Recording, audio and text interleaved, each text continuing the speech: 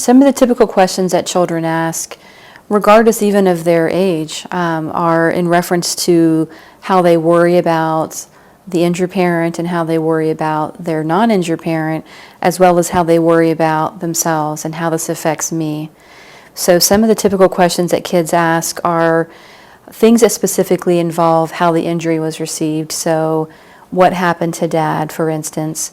How did he get hurt?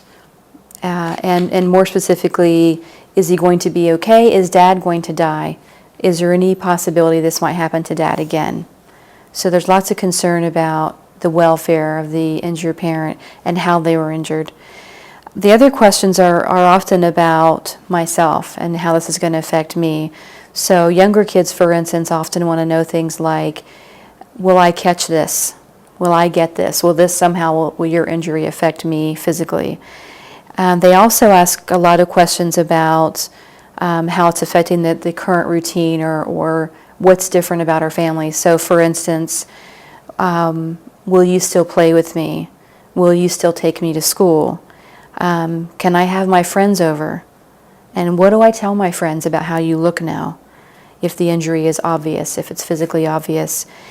They also have questions about, particularly older kids, what am I going to tell other people? How am I going to explain this to other people? And will things ever be the way they used to be? Can we go back to the way it used to be? A lot of times after an injury, families have to move. And so kids are facing new neighborhoods, new schools, new friends. And so that's part of what they deal with in terms of their questions.